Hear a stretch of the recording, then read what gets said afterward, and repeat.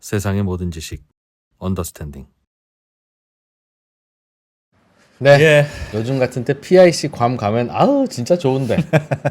참 그러게요. 좋은데. 아, 저도 가보고 싶습니다. 이야. 진짜 좋은데 거기. 예. 자, 세무법인 리치의 이장원 세무사님 모셔보겠습니다. 어서 오십시오. 네. 반갑습니다. 네, 안녕하세요. 리치들만 상대한다는 겁니까? 아니면 그 상담 받으면 리치해지는 겁니까? 자산가들만 간다는. 아니면 그 본인이 그냥 세무법인 리치하니까 리치. 세무법인 리치입니까? 아, 부유하게 만들어 드리려고 제가 리치로 지었습니다. 예. 부유한 분들이 근데 오시네요 항상. 그러게. 예. 오늘은 증여에 대해서 좀 배울 텐데 증여를 많이 하면 예, 예. 이렇게 돌아가시면 이제 상속을 하게 되는데 상속 전에 증여를 미리 하면 그게 세금 측면에서 유리한 것들이 물론 부모님들이 안 주시려고 이제 이놈들 왜 증여하면 유리해요? 예. 그냥 그 기본 컨셉 우리가 기본 그렇게 컨셉. 알고 있는데 그렇죠. 어차피 부모님 재산 자식한테 가는데 나중에 미리 주나. 한꺼번에 가나 어. 미리 주나 세금이 다르면 안 되잖아 라는 생각이 듭니다. 네. 근데 이제 세금이 다르다 보니 음. 결국은 이제 절세를 위해서 좀 미리미리 주는 게 좀 좋다라고 말씀을 드리죠. 근데 이제 모든 분들이 이게 통용되는 건 아니고 이제 재산의 형태 그리고 이제 본인이 주려고 하는 의지 이런 다양한 가족 환경에 따라서 좀 다른데요. 간단하게 개념부터 좀 설명을 드리면 지금 증여를 했는데 지금 증여의 세율은 10%인 거예요. 증여세율은 예, 10%. 좀 낮은 구간인 거죠. 예. 아니면 뭐 20%라고 해도 사실 뭐 크게 1, 2억? 무관- 예. 1, 2억 증여하면 예, 그 정도 준 나오죠. 거고 그 다음에 10년 이후에 증여하셨던 부모님이 돌아가셨다. 뭐 아버지가 줬는데 아버지가 돌아가셨다 그러면 아버지가 그때 돌아가셨을 때 상속세 계산에서 10년이 지났기 때문에 이거는 빠지거든요. 돌아가시기 10년 전에 준 재산은 상속 재산에서 뺀다. 네, 맞습니다. 상속세율은 높은데 그거보다 그렇죠. 훨씬. 근데 아버지가 상속세를 만약 50%였다. 예. 그러면 50%에서 이 몇 억을 뺀 거가 있었기 때문에 유리해지는 거죠. 부지런히 네. 그럼 미리. 그 말은 돌아가시기 10년 안쪽에 증여한 건 다시 합쳐져 버리니까. 다시 다 상속 재산으로 합쳐진다. 그러니까 예전에 뭐 9년 전에 아. 10%의 세율로 냈었다. 그러면 다시 합쳐지는데 합쳐져서 보니까 계산이 50%다. 그러면 차액인 40%를 다시 내야 되는 상황이 펼쳐지는 거죠. 상속 재산으로. 그러면 그 컨셉은 그러니까 증여는 세율을 낮게 한 건 과세 당국에서 낮게 세율을 매긴 거잖아요. 그 말은 상속할 때까지 기다리지 말고 증여를 좀 하세요라는 약간 그런 넛지가 있는 걸까요? 약간 그게 확실히 있습니다. 어. 사실 그걸 목적으로 만들었다라고 보기는 어려운 게 이 예. 법의 개정이 생각보다 오랫동안 안 됐었거든요. 근데 최근에 사회 현상에서 이제 자산 가치 증가가 엄청나게 이제 커지니까 예. 그게 약간 지금 상으로는 아주 통찰력 있게 말씀 주셨는데 예. 그러게 볼 수밖에 없게 되는 거죠. 결국은 아버지의 재산이 너무 늘어났기 때문에 불과 그리고 최근에 한 6, 7년 만에 자산 가치 증가가 엄청 급증했거든요. 집값이 2배씩 다 되고 예, 그러니까. 거의 두세 배씩 올라갔기 때문에. 예. 미리미리 좀 해야 된다. 네, 그래서 나는 뭐 원래 상속세는 생각도 안 했던 세금인데 요즘 저는 이제 상속세를 이제 보통의 세금이라는 표현을 쓰는데 누구나 내는 예, 거의. 정말 저 통계치도 이따가 보여드릴 텐데 진짜 많은 분들이 이제 내시기 시작했거든요. 그래서 제가 이제 좀 충격적인 게 예전에는 상속세나 증여세 강의 가면 뭐 최고위 가정, 조찬, 만찬, 뭐 회장님들 모셔놓고 근데 요즘 저는 이제 문화센터에서 강의해요. 동네 분들이 그냥 네. 보시는 상식과 교양이라고 하셔가지고 서울에 집 한 채 있으면 상속세 낸다니까요. 그거 그래요. 물려받으면. 요즘은 그렇죠. 최근에 저도 이제 어떤 이제 케이블 채널에 가서 이제 강연을 했었었는데 예. 그 강연의 전체적인 그 시즌 주제가 일상의 지식이더라고요. 그래서 이게 상속세랑 증여세가 일상의 지식이라고 표현을 해도 괜찮을까요, 작가님 했더니 이제 일상인 것 같다.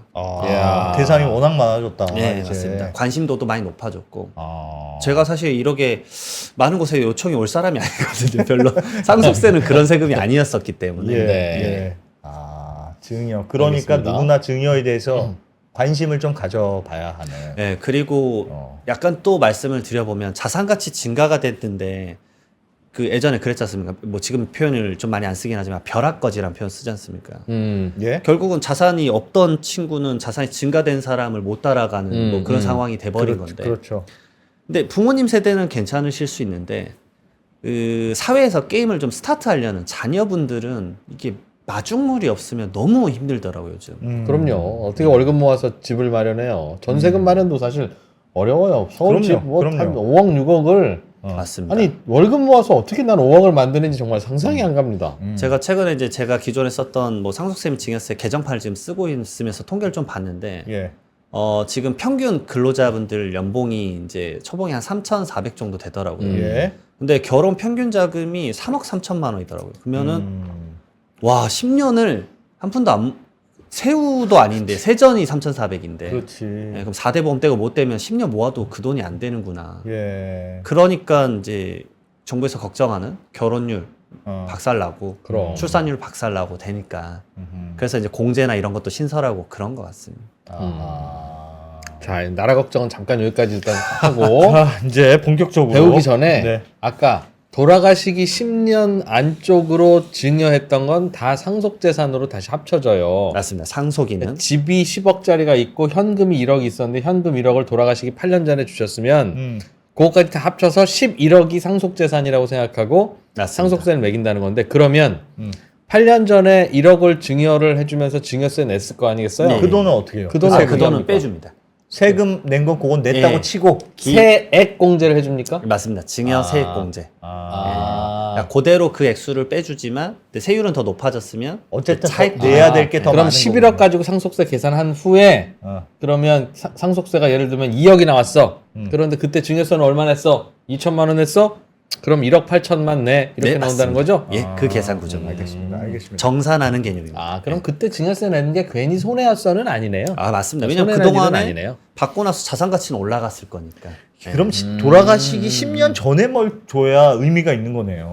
뭐 사실 10년 이내여도 결국은 내가 자산 가치의 증가분을 가져갈 수 있었다라면 되게 나이스했었던 게 2017년에 이제 그때 파리 대책 나오고 부동산 가격이 많이 이제 올라갔지 않습니까? 예.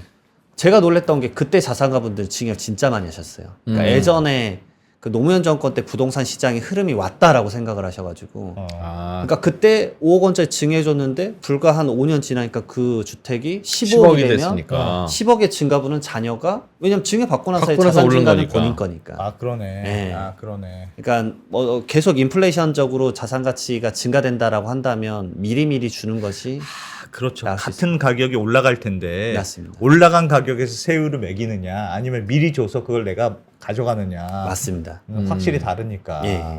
사실 지금은 좀 늦은 게 음. 몇 년 전만 해도 10억짜리 아파트 공시 가격은 5억이어서 예. 10억짜리 아파트 증여하면 5억만 5억만 증여받은 하면 걸로 보고 5억에 대해서 증여세만 냈으면 됐죠. 그거 이제 아파트 같은 거 유사매매가 있다 그러면 이제 그거 가액을 끌고 와서 쓰기 때문에 아 원래 옛날에 괜찮았어요? 네. 그럼 옛날에도 시세로 했고 이제 지금도? 취득세가 예전에는 5억으로 했었습니다. 아, 그렇지, 그렇지. 네. 알겠습니다. 네. 자꾸 그 편법으로 이렇게 어떻게 줄여보려고. 지금 우리 다 세금 줄여보려고 지금 여기 다 모여 있는 건가, 여러분? 저도 그렇고, 여러분도 그렇고, 세무사님도 그렇고. 나 이거 완전 혹해요. 나도 어떻게 좀 받았으면 좋겠는데. 네. 자, 그럼 오늘은 자, 배워봅시다. 요 정도 안다고 생각하고 예? 증여세에 대해서 본격적으로 좀 배워보죠. 네, 뭐부터 이제 배워보면 되겠습니까? 뭐가 중요합니까, 그럼? 증여를 하면 세금을 요거 가르쳐 줘야 되겠다 싶어서 갖고 예. 오신 내용을 그냥 설명을 해주시면 저희가 중간중간 모르는 거 여쭤보겠습니다. 네. 우선은 기본적으로 지금 앞에서 이제 갈무리로 좀 말씀을 드렸었잖아요. 그러니까 상속세가 뭐 높다라는 거는 이제 많이들 이제 이 3프로 TV 언더스탠딩 봤으면 다 대부분들 아실 건데 예. 아주 간단하게 좀 이제 제가 장표를 보여드리면서 설명을 좀 드려볼게요. OECD에서 상속세 그냥 높다라는 겁니다. 그냥 보시게 되면은 총 조세 비율 이제 1년에 100 거치면 거기서 대한민국은 한 2.42% 거치고 OECD 평균은 0.42여서 한 5.7배 정도 더 많이 이제 세금을 내야 되는 상황이고요. 그리고 최근에 8년간 아파트 평균 매매 가격 보더라도 아까 말씀드렸지만 이게 부동산원 데이터가 좀 보수적인데 2016년 12월이 한 5억 6천 정도였어요. 그러니까 이때 돌아가셨으면 이때도 마찬가지로 그 일괄공제 5억 원은 똑같거든요. 돌아가시면 5억 원 빼주는 건. 예. 그러면 이때는 상속세가 600만 원 정도인데 음. 좀 더 건강하게 지내서 23년 12월에 돌아가셨으면 상속세가 갑자기 1억 원대로 올라가는 거죠. 왜냐하면 자산 가치는 증가됐고 아파트는 7년간 아이고. 낡았지만 예. 가치는 올라갔기 때문에 나는 세금은 더 내야 되는 상황이 펼쳐져가지고 그게 이제 부담으로 좀 더 와닿게 되는 거고. 그래서 상속세 이 신고 인원이랑 총 상속재산 총액 자체를 보시게 되면 최근에 정말 급증을 했습니다. 2016년도부터 기폭이었던 것 같아요, 제가 봤을 때. 기존에도 데이터를 알고는 있는데요. 대부분 매년 한 4,000명 정도씩은 신고를 하셨었거든요. 예. 아, 돌아가신 분 중에 상속세 신고하는 분들이 4,000명. 예. 요즘은 그래서- 2만 명이네요. 예, 거의 2만 명이고 23년 통계가 이제 여름쯤에 나오는데 와. 그때 좀 얼마나 늘어날까 그 생각도 좀 해봐요. 야. 그러니까 이게 지금 6,200명 정도가 14조 6천억이었는데 예. 21년 데이터는 물론 이제 한 분을 빼야 됩니다. 한 분이 너무 많으신 분이 있으셔가지고 이건희님. 네. 20 몇 조시기 때문에 예. 그럼 40조 정도였고 이래 이제 56조로 넘어가는. 그리고 제가 또 말씀드리고 싶은 게 저는 이제 연도별 사망자 수를 계속 보고 있거든요. 아이고, 튀는구나. 네, 사망자 수도 이게 인구 그래프가 저는 이제 이쪽까지는 전문가가 아니니까 26년도부터 보니까 점진적으로 5,000명에서 10,000명 정도씩 증가하시다가 이렇게 22년도에 탁 튀고 사실 23년 11월까지 데이터도 알고 있거든요. 11월에도 3만 명 정도 돌아가셨더라고요. 예. 한 달 만에. 네, 그러면 어머나. 35만 명에서 제가 봤을 때 거의 작년 수준을 이제 쭉 37만 이어질 것 같은데. 사망자가.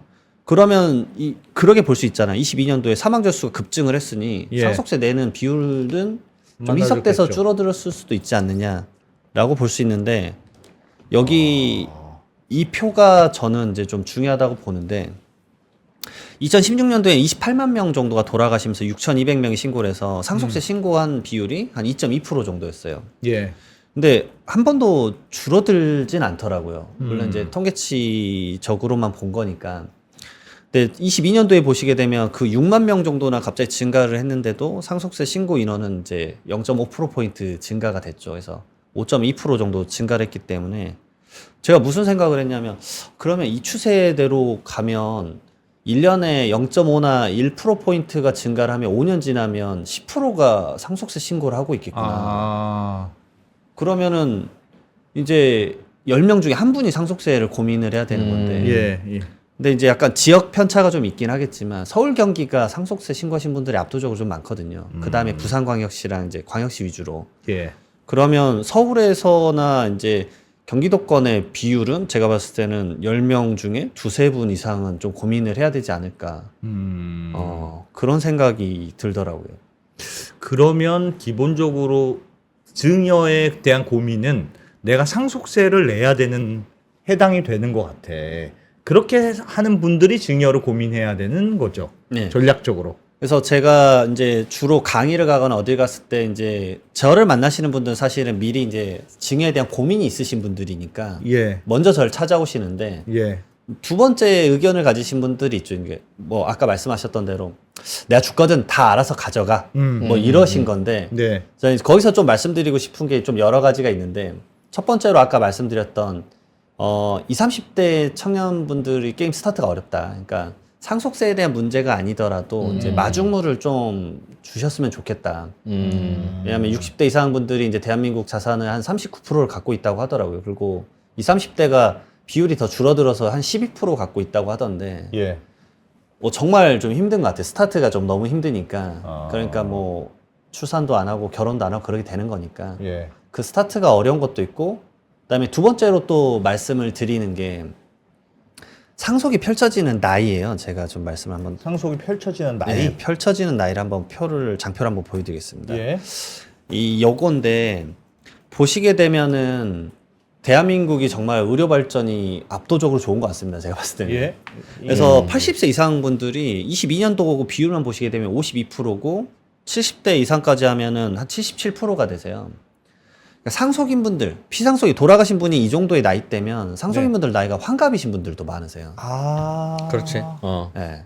근데 이제 그분들이 제가 이런 적이 있었어요. 그분이 이제 자산이 좀 위화감이 들 수도 있는 700억 되셨거든요. 와. 그래서 280억 정도 내고 420억을 이제 상속을 물려받으시는데, 했어요? 예. 근데 상속인분 나이가 이제 60대 환갑이셨어요. 딱 환갑이셨는데, 이제 그분은 이제 두 가지 관점에서 놀랍죠. 첫 번째로는 그 상속세가 좀 너무 높잖아요. 사실. 그렇죠, 그렇죠. 너무 세니까 거기서 이제 허탈감이 한번 오실 거고. 그래서 왜냐면 그걸 내기 위해서 이제 급매를 했거든요. 아. 부동산을 처분했어요. 왜냐면 네. 뭐 연부연납도 있지 않냐 뭐 이러실 수 있는데 연부연납 하더라도 1년에 그분은 25억 이상을 내야 돼요. 25억의 유동성을 만드는 건 정말 힘듭니다. 거의 대출을 불가능. 빼든 뭘 어떻게 하든. 정말 힘듭니다. 그러니까 연부연납으로도 한계가 있는 게 너무 상속세가 높으면 예. 제가 이따 또 연부연납에 대한 얘기도 간단히 할 건데 연부연납은 몇 년 할부인 겁니까? 최대 10년입니다. 10년 할부. 처음에 한 조각 내고 최대 10조각을 쪼개서 낼 수 있는데 예. 바로 이걸 좀 먼저 말씀드리면 네. 약간 이것 때문에 삶이 좀비가 되기도 해요. 좀 이제 끔찍한 현상일 수도 있는데 가능하면 덜 팔고 현금 마련하려다 보니까. 예.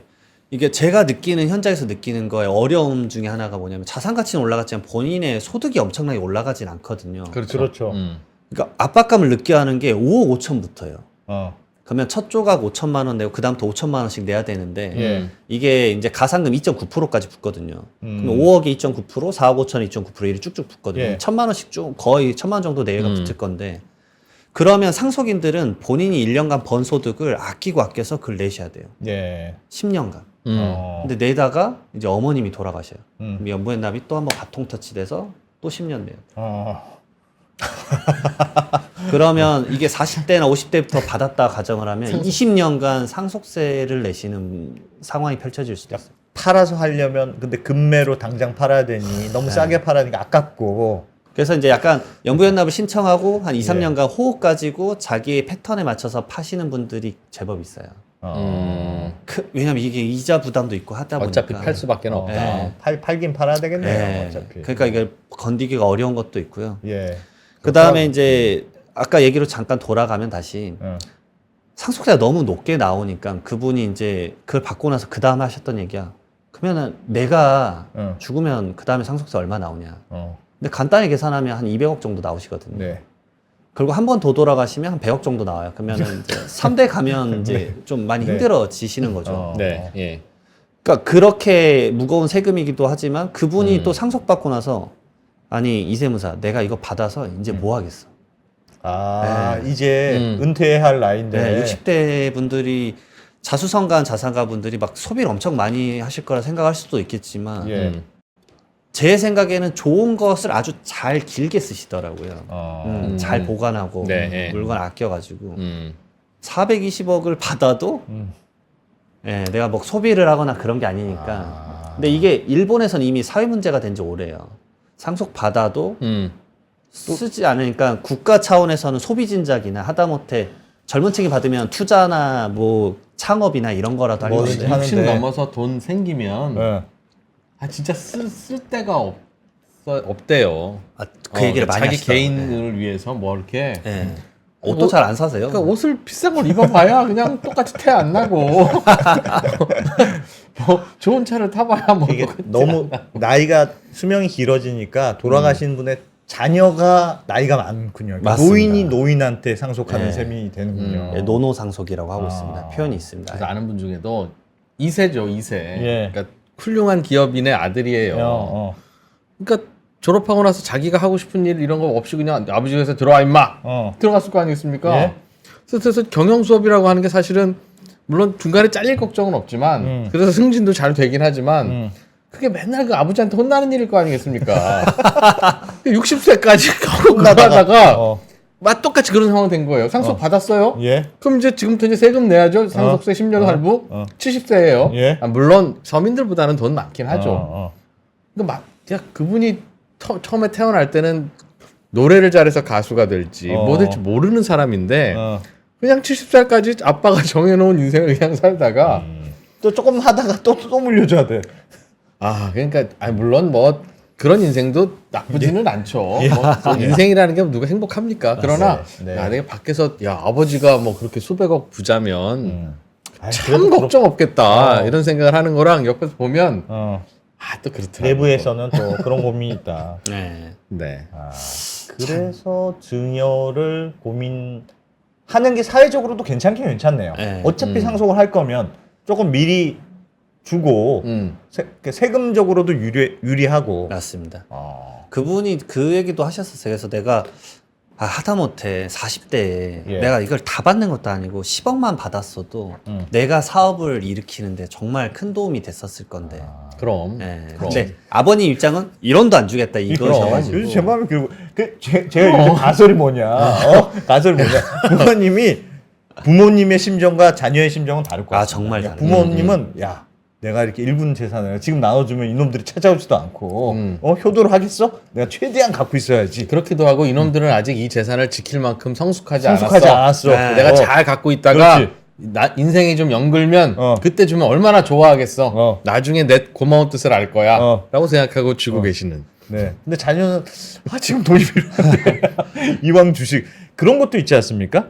예를 들면 부모님이 돌아가신 다음에 자녀가 형제가 있으면 상속을 이렇게 나눠 갔잖아요. 근데 분쟁이 많지 않습니까? 요즘 자녀 많습니다. 상속과. 그럼 제 생각에는 부모님이 안 계신데 부모님의 의중을 알 수가 없어. 정확하게. 근데 돌아가셨어. 그럼 나눠가지고 이거는 뭐 나는 안 됩니다. 뭐 유류분 소송을 하겠습니다 하면 풍지박산이 되잖아요. 근데 살아계실 때 나눠주면 그 살아계실 때 항의할 사람이 살아계신 부모님한테 항의를 하는 거지 소송을 하지는 않을 거 아닙니까? 저 정말 현장에서 많이 느껴요. 제가 정말 상담을 많이 하고 정말 많은 분들을 만나서 아는데 제가 진짜 그 얘기는 하고 싶어요. 아까 말씀이랑 똑같은데 우선 마중물로 제가 재산을 다 주라는 얘기 아닙니다. 왜냐면 제 효도를 안 하니까. 네, 제 이런 거 보시면은 효도 절대 안 하니까 저도 그 말씀을 드려요. 효도 안 하니까 다 주지는 말고 좀 마중물만 좀 줘라 이 얘기를 좀 드리고 물론 가족의 환경마다 다를 거고 그다음에 두 번째로 방금 말씀하신 거랑 똑같은데 온전할 때 주셔야 돼요. 주더라도 좀 나누더라도 왜냐면은 뭐 그 급박한 뭔가 자동차 사고나 아니면 심장마비나 이런 게 아닌 이상은 요즘은 다 요양병원이나 요양원에서 돌아가세요. 예. 근데 대부분 막판에는 좀 의사를 제대로 결정할 수 없는 상태거나 뭐 치매거나 이러시거든요. 예. 그러면은 그 시점에 재산 나눈 게 과연 이게 맨정신에 하신 게 맞냐 막 이러시거든요. 그러니까 의사 결정을 하실 수 있을 때 그리고 내가 건강하실 때 미리 어느 정도의 뭐 지금 안 주더라도 뭐 유증을 쓰더라도 그때 써놓는 게 내가 봤을 때는 맞다라고 많이 말씀을 드려요. 그렇지 않으면은 오히려 더 이제 가족 간에 형제들 간에 저 풍비박산 나는 걸 너무 많이 봤고요. 그리고 이제 그 중에서 오는 거는 감정인 것 같아요. 그러니까 형제 중에 한 분이 부모님을 계속 모셨어요. 네. 그럼 당연히 내가 다 어느 정도 가져가야 된다 생각하는데, 근데 다른 자녀분들은 모신 건 모신 거고, 그렇지. 법정 지분대로 가야지. 이제 그때부터는 와 그런 이제 철천지 원수가 없습니다. 전 그걸 너무 많이 봐가지고. 알겠습니다. 근데 그 빈도수가 엄청 많이 늘어났어요 과거보다.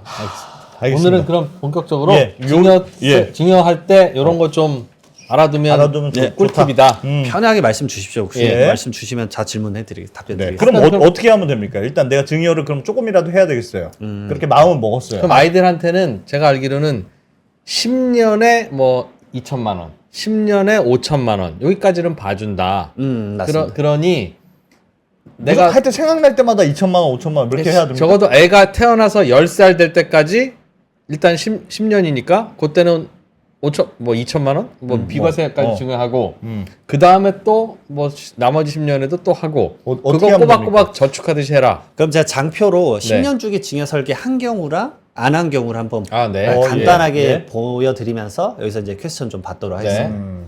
24년에 이제 돌아가셨다 가정을 해볼게요. 예. 2월에 돌아가시면 이제 6개월 말까지 이제 신고를 해야 되기 때문에 8월 말까지 이제 신고를 하시는 건데 이제 가정을 해봤습니다. 자녀분들 나이가 49대 47세.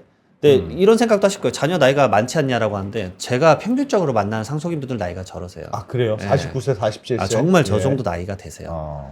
그리고 이제 이분들도 결혼을 30살 때 했다고 가정을 하겠습니다. 그리고 돌아가신 때 딱 15억이 있다고 가정을 할게요. 예. 근데 이분들은 태어났을 때부터 계속 이제 증여를 하신 겁니다.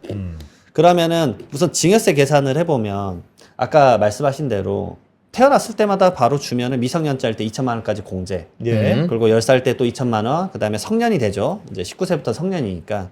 그러니까 10년 주기로 해서 20년에 딱 줬다 그러면 5천만 원 더 줄 수 있고 30살 5천만 원 주고 40세도 5천만 원 주고. 예. 그다음에 자녀의 배우자도 그냥 1,000만 원씩. 기타 친족은 1,000만 원까지 공제되기 때문에 그냥 극단적으로 잡은 겁니다. 그러면은 한 4억 2천만 원을 주는데 증여세는 0원이에요. 어차피 때 맞춰서 줬기 때문에. 아 저렇게 하면 가장 그냥 라이트한 방식입니다. 그러면 상속세 계산이 어떻게 되냐? 돌아가신 날에 15억이 있었고, 예. 그 다음에 여기에 사전증여 재산 1억 원만 추가가 됩니다.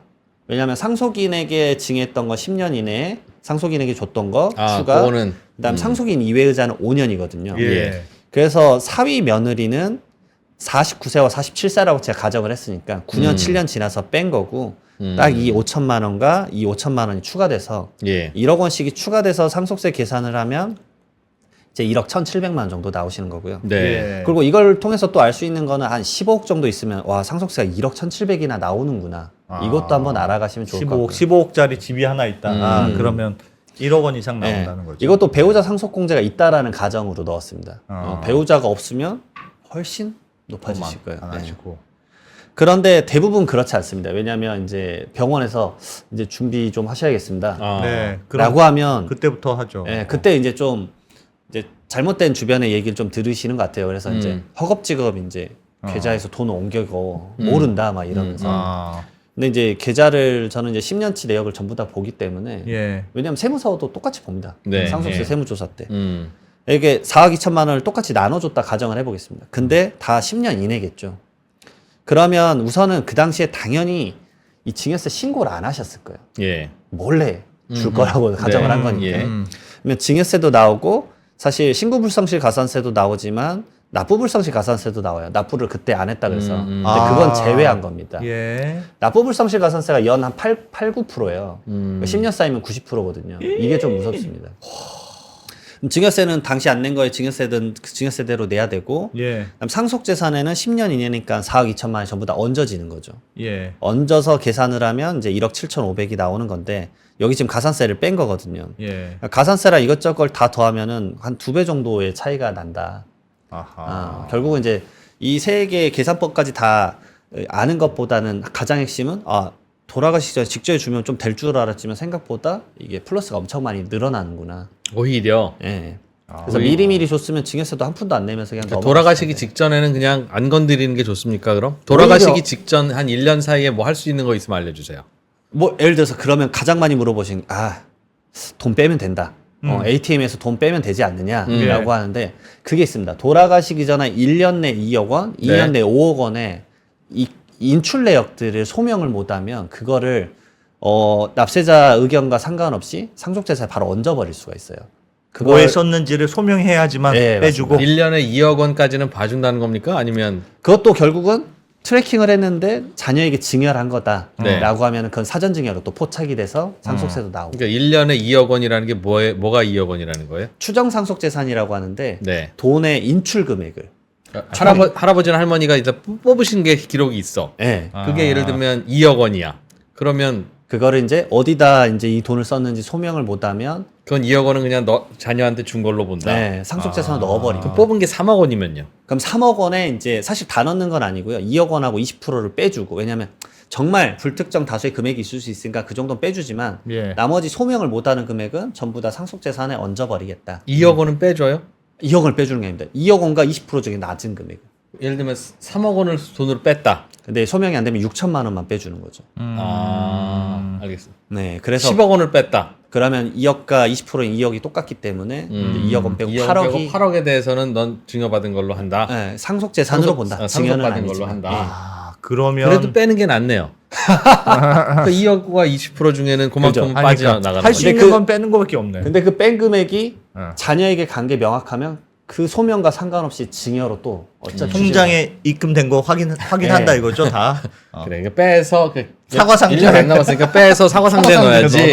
바로 또 그거를 또 현금에 넣으면 통장에 통장에 넣으면 넣으면 안 된다. 제가 조사할 때 이런 적이 있었어요. 100만 원 이상의 출금 내역을 조사관님 10년 걸 찾으신 다음에 네. 예. 출금 내역이에요. ATM기에서. 예. 그리고 그 자녀의 며느리 계좌에 공교롭게 그 출금한 날 전후 일주일이 후 일주일 이내에 예. 입금이 돼요.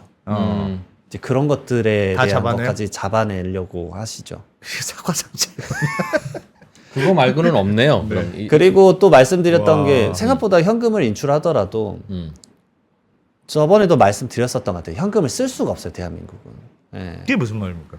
100만 원 이상의 현금을 써본 적이 있냐라고 물어보면 대부분의 분들이 그렇지. 네. 그렇지 예. 쓸 수가 없지. 예. 비싼 거 대부분의 사러 가고 써봤자 막 어디 식당 가서 네, 이 네. 금액 내고 몇십만 원 정도밖에 정도지 못 뭐. 쓰니까 예. 그게 막 집에 억으로 막 억 단위로 있다고 하더라도 지출을 할 수 있는 게 한계가 있어 버리니까 그거는 이제 하나의 장식품이 돼 버리시는 거죠.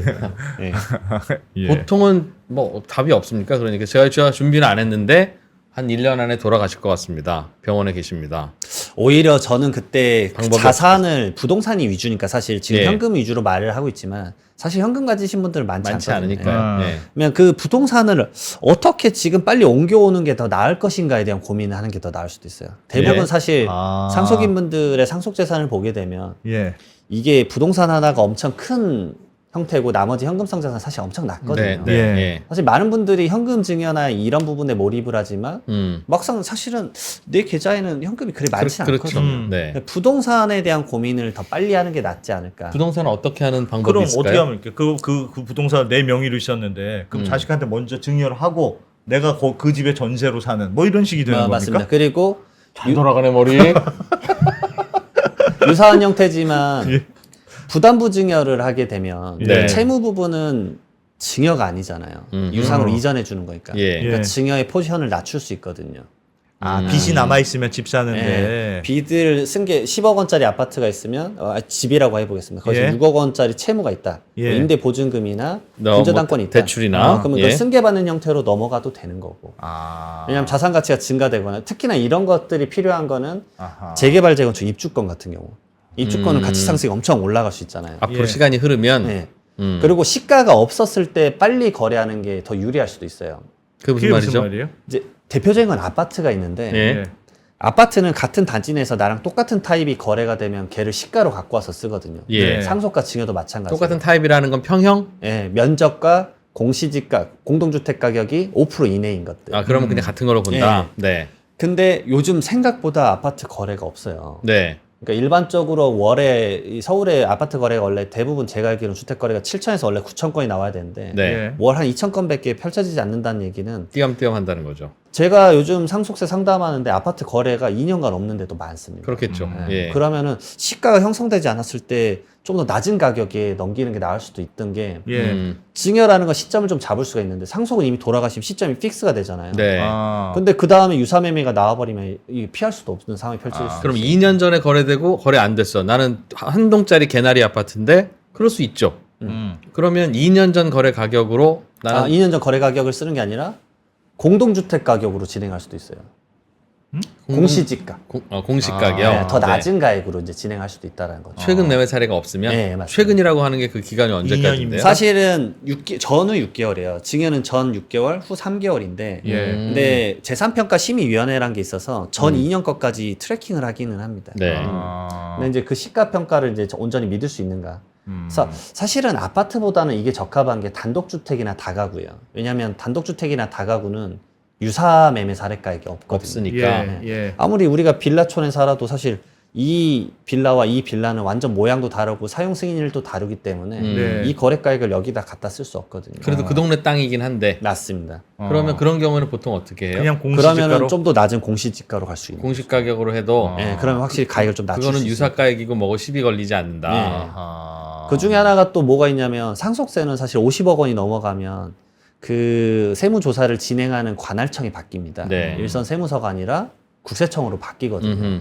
아니 그 서울지방국세청으로 바뀌어요. 예. 그러니까 그 지역 내에서의 지방국세청으로 바뀌는데 음. 그러면 난이도가 올라가죠. 그리고 이제 상속재산이 부동산이 많으면 이게 내가 공시지가로 하고 싶어도 감정평가를 해버릴 수가 있거든요. 국세청에서. 예. 감정평가를 해버리면 시가 개념으로 가버리니까. 그러니까 간단히 공시지가는 뭐 6억 정도인데 이거 시가는 10억 원이거든요. 네. 4억이나 더 가치가 높아져 버리면 상속세 부담이 엄청 커질 수 있으니까. 사전에 증여로 해서 맞습니다. 공시 가격으로 한다. 예. 근데 어차피 10년 안쪽에는 다 합산되니까 상속재산 할 때 어차피 합쳐질 건데. 그렇지만 상속재산의 부동산 덩어리가 이렇게 엄청 많아서 막 100억이다 그러면 다 감정평가를 할 수도 있는데 아, 한 덩어리씩 빨리 주면 그 각각의 덩어리의 금액은 낮을 수 있으니까 감정평가를 세무서에서는 안 할 수도 있겠죠. 그 30억짜리 집이 3개가 있으면 예를 들면 그 3개를 같이 갖고 있다 돌아가시면 그렇죠. 90억, 90억인데 예, 90억 덩어리를 볼 수 있기 이 때문에 30억을 주고 하면- 돌아가시면 예, 각각의 인별로 각각- 따지게 되니까 아. 감정평가를 개별적으로 조사관님들이 다 달라지니까 그 상속인 물려받은 사람이 세무조사를 당하는 셈이니까 맞습니다. 너는 하나 받았네 뭐 이렇게 돼서 근데 궁금한 게 있습니다. 예를 들면 집이 한 채가 있는데 집이 거의 대부분이에요. 이 재산을 뭐 형제들한테 집이 나눠줄 수가 없지 않습니까? 나도 살아야 되니까. 맞아요. 그러면 이거를 한 명한테 그럼 장남한테 몰빵합니까? 역시 1주택을 가져가는구나. 주택을 가정했을 때 사실 이 고민이 제일 많으신 그래요. 거죠. 그러면 그렇죠. 내가 그럼 장남한테 주택 한 하나가 명만 있고 이렇게 몰빵할 있으신 상황이니까. 그게 애매할 것 같은데요? 그게 쪼개서 나눠줄 수도 없고. 예, 그게 제일 어려운 이슈인 것 같아요. 예. 그래서 그 다음에 이제 이런 분들일수록 저는 권하는 게 미리 정신이 좋으실 때 몸 건강이 몸이랑 마음이 건강하실 때 미리 이런 것들에 대한 얘기를 나누시는 게 좋다. 왜냐하면 그러지 않고 돌아가시면 항상 그 개념이 주택 개념은 그거잖아요. 한 명이 다 가져가야지란 개념이 있다 보니까 예. 형제들끼리 거의 100% 싸우세요.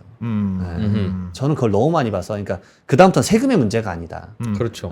이거는 결국은 형제들끼리, 그러니까 배우자도 포함한 상속인들의 이제 관계가 파탄나는 경우가 많다. 그러니까 미리미리 좀 이거는 고민을 해서 누구를 줄 건지 말 건지 아니면 하다못해 이제 이런 경우도 있어요. 형제들끼리 사이는 좋은데 네.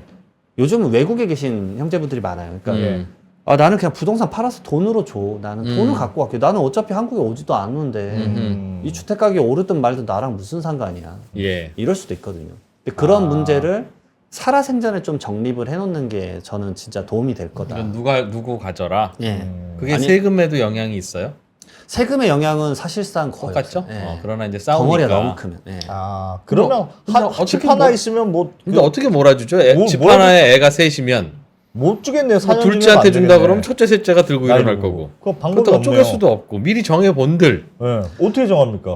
진짜 근데 이런 경우도 있어요. 그게 다 임대주택이다. 그러니까 내가 임대 소득을 벌고 있는 주택이다. 예. 그러면은 우선은 첫 번째로는 그 상속인 자녀분들 중에서 무주택자가 지분이 조금이라도 높으면 그 주택을 받을 때 취득세가 3분의 1 정도로 줄어들어요. 네. 무주택자가 네. 받으면 예. 그러니까 그러면 3분의 1씩 등기를 하는 게 아니라 34, 33, 33을 하면 돼요. 그럼 아하. 34가 무주택자면 100%에 대한 거를 취득세를. 근데 그 취득세도 몇 천만 원 차이거든요. 그러니까 어. 일단은 그럼 둘째가 제일 많이 가져가는 많이 걸로 받는 걸로 하고 가정하고. 그렇게 첫째니까 하고, 무주택자니까. 그리고 우선은 제가 그러게도 말씀드려요. 이분들이 상속이 펼쳐지면 몰입을 하는 게 6개월 이내 끝내야 된다는 거예요. 너무 몰입을 하세요.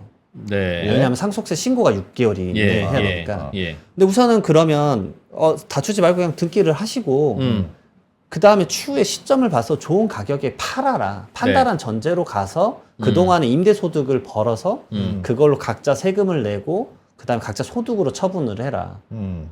그러니까 세금을 상속세에 줄이는 거는 거의 협격하진 않겠지만 예. 우선은 다툼을 덜 일으키는 방법은 그런 식으로 가는 게 맞다. 6개월 안에 이 집을 팔아야 된다가 아니라 네. 그냥 둘째가 제일 집은 많이 갖고 가는 걸로 해서 3등분 대충 하고 그리고 공동사업자로 우선은 임대소득 계속 벌고 좋은 매수자가 나타나면 그때 이제 셀링을 해라.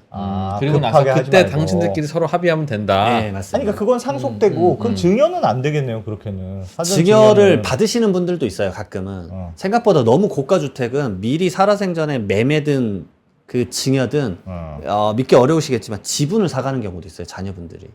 지분이요? 예. 그래 줄여야 되니까. 상속가액을 줄여야 미래를 되니까. 줄이기 위해서. 아. 생각보다 꽤 있으십니다. 그리고 그래서 증여를 3분의 1만 미리 받아놓고 추후에 같이 더 올라갈 거니까 지금이라도 좀 받아놓고 미래 나머지 지분을 상속으로 받자. 이런 셈법을 하시는 분들도 있으세요. 근데 이제 좀 불리한 경우가 뭐냐면 주택수가 늘어나니까 그분들은 뭐 청약이나 이런 것들은 좀 포기를 할 수밖에 없죠. 그렇게 되면 그분들은 각자 주택 지분이 있는 유주택자가 되니 맞습니다. 결국은 하나가 내려가면 하나가 올라갈 수밖에 없는 좀 그런 구조입니다. 오늘은 증여세를 어떻게 증여를 어떻게 하느냐가 오늘의 주제인데 일단 지금까지 정리해 보면 돌아가시기 한 1년 전에는 할 수 있는 게 별로 없다. 거의 현금 빼기. 리스키하죠. 예. 현금 빼기 박아놓기. 그거 말고는 외에는 오늘 별로 배운 없다. 게 그대 형제들끼리 싸우지 말기. 그거야 뭐 공자님 그렇고. 말씀이고. 오히려 그리고 효사상이 좀 어긋나지만 병원비를 자녀분들이 내시면 안 되고 그거는 기술적으로 어떻게 합니까? 이게 아프신 분이 아버지가 이제 돌아가실 것 같다 그러면 사실 아버님의 재산을 까야죠. 줄여야죠. 그렇죠. 예, 줄여야죠. 예. 그러니까 가장 많이 물어보는 기초적인 지식이 내가 냈는데 왜 그거 안 빼주냐. 근데 아버님은 현금은 없으시고 부동산만 한 20억 있으신 분이 병원에서 병원비를 한 달에 한 달에 1,000만 원씩 안 냈다. 쓰고 계시면 아버님 통장도 없고 어떻게 갖고 오죠? 저는 세법적으로 말하면 이제 빨리 대출 받으라고 하는 수밖에 없을 것 같아요. 아버님 네. 주택담보대출을 주택담보대출을 네. 병원에 계신 분이 은행 갈 수 있어요? 처리는 어느 정도 가능하세요. 예. 이건 어떻습니까? 그럼 그럴 때 아들이 아버지한테 돈을 예를 들면 뭐 2억 원을 빌려 드려요. 차용증을 써. 예. 아버지는 빌렸다 지장 찍어. 그리고 난 다음에 그 돈으로 병원비 내고. 예. 그리고 나서 재산가액에서 그 2억 원을 까면 어떻습니까? 그 방식도 괜찮을 수 있는데 부모 자식 간의 차용증의 이제 형태를 이제 얼마나 믿어줄 거냐. 예, 그 부분에 항상 이슈가 있는 것 같아요. 어떻게 하면 믿어줍니까? 사실 일정한 양식을 다 맞춰둬도 결국 이분이 변제 능력이 있었느냐, 이제 아파서 이런 건데, 그리고 그 돈을 빌린 것의 실질적인 사용 목적은 이제 병원비니까. 예. 그러니까 병원비가 애매한 게 비과세 쪽에 포함되어 있다 보니까 예. 그냥 부양 의무 성격으로 봐버리면 또 피곤해지거든요. 조사를 할 때. 그러니까 괜히 노이즈를 먼저 만들고 싶진 않거든요. 그게 무슨 말이죠? 그 아들이 병원비 내준 건 아들이 아버지한테 아버지 통장으로 넘어갔든 아버지한테 지방증을 썼든 그건 아들이 내야지. 라는 게 그러게 사회 상규다. 연결성을 지을 수도 있기 때문에. 그건 나쁘잖아요. 그렇죠. 그렇죠. 그러면 안 되잖아요. 예, 그래서 그 차용증이 왜냐하면 결국은 아버지가 자력이 없는데 이걸 어떻게 갚았겠냐 이렇게 볼 수도 있어가지고. 돌아가시면 집이 있으니까 그걸로 갚으시라고 했습니다. 사실은 그래서 네. 좀 더 그 형태를 이제 명확하게 하려면 차용증을 아들하고 쓸 때 네. 저는 부동산을 차라리 근저당권 걸어버려라. 사인 간에도 걸 수 있기 때문에 정말 그럴 때- 명확하게. 그럴 때 병원이 계신 아버지가 협조를 뭐 그냥 하시면 그것도 관계 없습니까? 네, 서류는 제가 알기로는 처리가 가능한 걸로 알고 있습니다. 아예 그렇게 해서 명확하게. 그리고 증여는 사실 부모 세대가 주는 것도 있지만 조부모 세대가 좀 많이 주는 것도 좀 저는 많이 권해드려요. 할아버지가 그것도 바로 똑같아요? 네. 네, 세율- 똑같습니다. 세율이 똑같습니까? 네. 모든 건 다 똑같은데 딱 하나 마지막에 이제 할증이 붙습니다. 30%가 붙어요. 할증. 증여세 네. 할증. 네. 할아버지가 1,000만 원 내야 되는데 1,300만 원 내야 되는. 세대 생략하고 또 맞습니다. 뛰면 뛰어넘으면 네. 세대 생략 중간에 할증 하면은 여기서 또 거둘 수 있었는데 네. 못 거뒀으니까. 맞습니다. 근데 이제 최근에 이제 하도 결혼이랑 출산을 안 하니까 그 예. 결혼이랑 출산 관련된 공제 1억 원이 신설됐지 않습니까? 예. 네. 근데 그게 직계 존속으로부터 받을 수 있거든요. 할아버지 할아버지 포함입니다. 아. 네. 그래서 할아버님이 뭐 괜찮으신 손주 태어나면 손주가 결혼한다 그러면 주고 음. 그런 방식도 좀 써보라고 말씀드려요. 그럼 할아버지가 좀 건강이 안 좋으시면 일단은 그런 분들끼리 모여서 결혼을 한번 하는 게 좋네요. 그리고 그러고 나서 나중에 다시 손주 주라는 것 중에 하나가 손주는 5년이거든요. 상속재산 포함이. 왜냐면 상속인 이외의자이기 때문에. 아, 네, 그래서 저는 차라리 손주를 많이 주라고 말씀드려요. 왜냐면 어차피 갈 거니까. 네, 또 자식은 믿거든요. 자식은 안 주세요. 근데 손주는 주겠다고 하시는 분들이 많아요. 네, 그럴 것 같아. 그건 그 마음은 이해가 됩니다. 그래갖고 제가 어. 자녀는 죽어도 안 주려고 하면 손주 주세요 하면 그때 좀 생각을 하세요. 손주는 좀 줄까? 손주를 주거나 자녀를 줄 때 공제 금액이 다르죠? 공제 금액은 똑같습니다. 결국은 똑같아요? 성년이나 미성년자냐. 그 1,000만 원, 아. 네. 2,000만 원씩 네. 하다가 20년 20세 이후에는 5,000만 원. 네. 그건 똑같아요. 네. 아. 그래서 그거를 조금 한번 고민해 보시면 너무 나쁘지 않을 것 같다. 이런 경우는 어떻습니까? 부부들 간에 이제 계좌이체를 이렇게 해주고 하잖아요. 네. 생활비를 주는 거는 사실은 증여로 안 보지 않습니까? 맞습니다. 근데 어느 정도를 줘야 이건 생활비고 그거는 어떻게 사실 법에서는 그 가액을 정해놓지는 않으세요.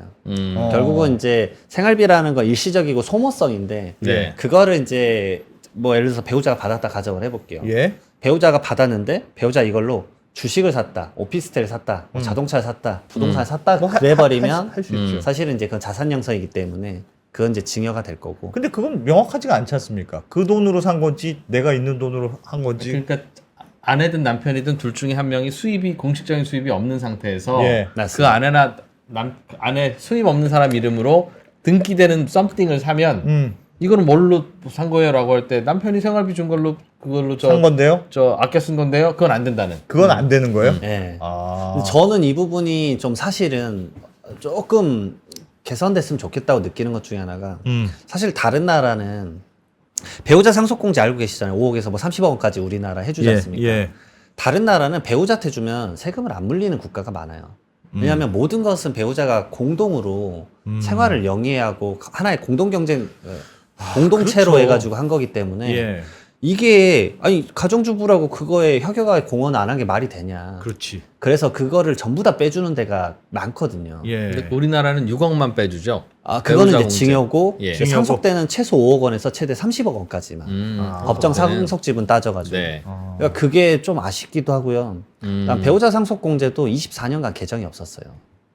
그냥 물가 상승을 따지면 좀 더 해줘도 되지 않을까. 네, 그럼 부분들이- 세무사님 말씀은 그러면 배우자가 직업이 없고 가정주부다 생활비를 통장으로 계속 보내주면 그 배우자 명의로 뭘 사면 안 되겠네요. 그러게 돼요. 원칙은 그렇다고. 원칙은 합니다. 그런 거예요. 원칙은 그래요. 아. 그래서 저희가 이제 그 기자님도 방금 말씀 주셨지만 협약하게 세금을 줄이는 것보다 제가 말씀드린 건 다 대부분 예방적 절세 관점일 수밖에 없어요. 상속세무 측에서. 예. 다른 세무과는 다르게. 이건 정말 약간 예방적이고 미리 지식을 익혀놔야 되는 세금. 그 말씀이 무슨 말씀이죠? 왜 그? 그러니까 결국은 이거에 대한 지식을 모르고 사건이 터졌을 때 커지는 그 가산세랑 세금에 대한 거를 예. 인지를 못하고 있다가 맞는 경우가 많아서. 왜냐면 이게 지금 펼쳐지는 게 아니라 추후에 걸려서 펼쳐지는 세금의 형태가 많다 보니까 그런 것 같아요. 그래요. 알겠습니다. 배우자 간에 근데 이제 웬만하면 생활비의 형태는 거의 다 봐줍니다. 근데 진짜 재산 인정은 형성이 돼주는데 재산 형성이 됐다. 뭘 사면 안 되겠네. 네. 이제 왜냐하면 또 이런 경우도 있거든요. 이렇게 배우자가 계속 생활비를 줬는데 그걸 잘 모아놨는데 그럴 수도 그게 있죠. 10억까지 쌓이는 경우도 있어요. 그럴 계좌에. 수도 있죠. 네. 근데 그럼 안 돼요? 그러면 안 돼? 근데 이제 그 10억을 과연 이제 어떻게 볼 거냐의 문제가 있죠. 어떤 분인지 사례를 좀 알려줬으면 좋겠습니다. 그렇습니다. 그 생활비만 줬는데 10억을 10억에서 만들었어요? 만들어놨어? 와, 생활비를 많이 줬나 보다. 와. 그래요. 정말 사람마다 좀 달라서. 진짜 애매하구나 이게. 네. 또 뭐 우리가 간혹 실수하거나 하고 뭐 꼭 알아야 잘못 되는 알거나 그런 게 있습니까? 지금까지는 할아버지, 할머니, 손주 요걸 잘 활용하면 즉 예를 들면 뭐 아버지, 어머니가 아이들에게 미리미리 증여한다고 해서 증여해야지라고 하더라도 그러지 말고 어차피 부모님한테 내가 물려받을 게 있으면 부모님한테 말씀드려서 손주를 좀 주십시오. 이렇게 해서 하는 게 훨씬 낫다는 말씀이죠. 맞습니다. 예. 그리고 그건 5년밖에 합산이 안 되기 때문에. 이런 건 어떻습니까? 그 10년마다 한 번씩 증여를 해서 하려고 하는데 돈이 있어야 증여를 하죠. 맞습니다. 예를 들면 5천만 원 저도 뭐 아이들이 살려도. 있어서 증여를 하고 싶은데 저 먹고 살기도 바쁘다. 근데 집 한 채는 있다. 그러면 집을 헐어서 줄 수도 없고 그러면 이건 어떻습니까? 그냥 증여했다고 증여 신고만 해요. 돈은 없으니까 못 가요. 아하. 어. 이야, 그 신박한데? 그리고 뭐 증여세를 낼 건 내고 아니면 안 내고. 그리고 그렇게라도 해놓으면 나중에 내가 돈이 넉넉하게 생겼을 때 그때 주면서 요거는 세금 안 내도 되고 요것만 우와. 내면 그런 것도 방법도 있습니까? 우와. 안타깝지만 그게 안 돼요. 왜요? 될 것 같은데? 왜냐하면 현금 증여를 하게 되면 네. 그 부속 서류로 이체 내역을 첨부를 해야 됩니다. 그럼 줬다 다시 가져. 일단 그럼 친구한테 돈을 빌려서 일단 줘. 보내주고 다시 아들 통장에서 다시 빼서 친구한테 갚고 갚어. 그럼 안 됩니까? 그러면 이제 채무를 대신 갚아준 꼴이 돼가지고 사이가 꼬일 것 같아요. 예. 왜 아빠 친구 채무를 네가 갚았냐? 결국 그러고 다음에 또 5천만 원을 주실 때 좀 그게 이슈가 될 것 같아요. 예. 왜냐하면 시점에 오류가 생기니까. 왜요? 계좌의 이체 내역이 이제 날짜가 다르니까. 아하. 결국 이체 내역을 10년치 걸 다 볼 거거든요. 상속 펼쳐서. 다 보니까 예. 어쨌든 줘야 된다는 거죠. 증여를 하려면 일단 돈이 가야 된다. 근데 아주 좋은 아이디어신 것 같은데요. 그러니까 이게 10년 안에 안 하면 그냥 흘러가니까 그냥 그때 증여 신고는 하고. 그래. 그래서 그렇게 절세 방법으로 그냥 진짜 절세 그렇게 안 물어보시는 생각하고. 분들도 있었어요. 나 20년간 안 줬으니까 모아놓은 거 한 번에 줄 수 있는 거 그래. 아니냐. 네. 근데 증여 주고 나서 그 다음부터 10년이다. 이제 그 말씀을 드릴 수밖에 없는 거죠. 그래서 그 세금 신고할 때나 세무조사 할 때는 예. 너 10년 동안 증여 아무것도 안 했구나. 그럼 그냥 이건 빼줄게라고 자연히 빼줘야지. 여유 있거나 세무주식 알거나 그런 사람은 꼬박꼬박 미리 증여해서 주고. 안 되고 저 모르고 있었는데요 하면 이 모르는 건 당연히 세금으로 혼나야지라고 하는 게 좀 과연 이상하다는 그게 거예요. 맞냐. 그래서 이런 좋은 프로가 있지 않습니까? 많은 분들에게 알려주기 위해. 언더스탠딩. 참 그런 것 같아요. 이거 참. 그럼 진짜 그러면 미리미리 10년에 얼마씩 계획을 세워서 계속 증여를 하는 게 어쨌든 세금을 아끼는 길이긴 하네요. 네.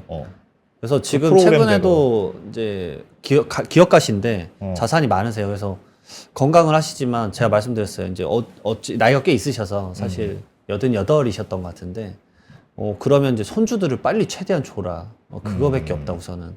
건강하게 5년 지내시고. 그러니까 자녀는 어차피 10년이라 거의 그쯤 되시면 이걸 보시는 나이 있으신 분들은 자녀는 거의 이제 체념을 할 수밖에 없는 거고. 내가 10년을 더 살아야 되는데 무조건 살아야 의미가 있는 거니까.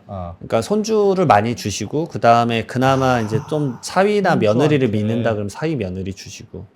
왜요? 사위 며느리는? 사위 며느리도 5년이에요. 상속인 2회 의자기 때문에. 5년? 예. 5년 지나면 상속재산에 포함이 안 된다. 5년이 짧으니까 네. 기간이 짧은 내가 5년만 더 살면 되니까. 그러니까 전반적으로 지금 말씀 주시는 이제 다양한 이 절세를 하고 싶은 방식이 논의가 어려운 게 그래서 그렇게 이제 많은 분들의 보통의 세금이 되고 있으니까 예. 상속세 개편을 해야 된다고 정부 측에서도 이제 얘기가 나오는 것 같습니다. 채팅창에서 질문이 있네요. 공동명의로 아파트를 살려고 하는데 와이프는 주부였다. 그러면 와이프가 증여세 내야 되냐?